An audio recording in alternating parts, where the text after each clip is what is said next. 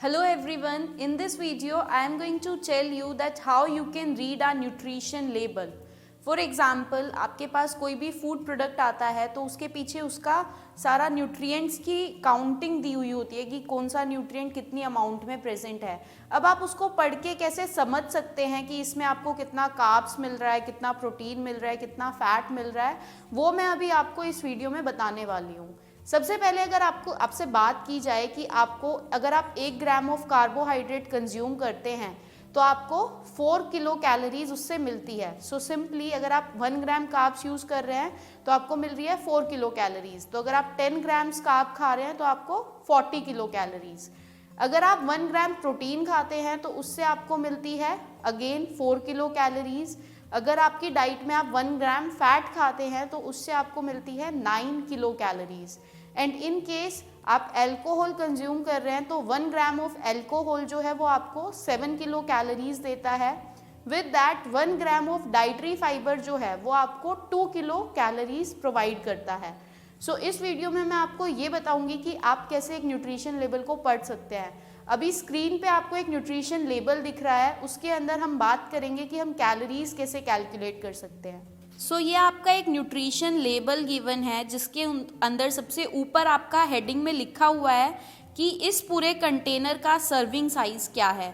Serving size है half cup, जिसके अंदर आप एक बार में 114 ग्राम्स ऑफ प्रोडक्ट डाल लेते हैं। सर्विंग पर कंटेनर दे रखी है 4, मतलब इसमें से अगर आप सर्व करते हैं सर्विंग साइज के अकॉर्डिंग तो आप 4 बार फूड को सर्व कर सकते हैं।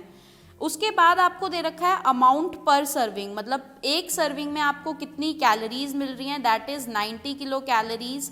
कितना फैट मिल रहा है, that is 3 grams of fat. और कितना कार्बोहाइड्रेट मिल रहा है वो लिखा हुआ है 13 ग्राम। प्रोटीन आपको दे रखा है 3 ग्राम। विटामिन ए जो है वो आपको मिल रहा है 80%। कैल्शियम आपको मिल रहा है 4%। विटामिन सी मिल रहा है 60% एंड आयरन मिल रहा है 4%।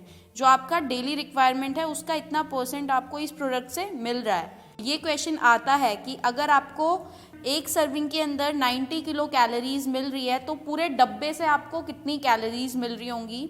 सो 90 इंटू 4 आप करते हैं जिससे कि आपकी 360 किलो कैलोरीज निकल के आती है।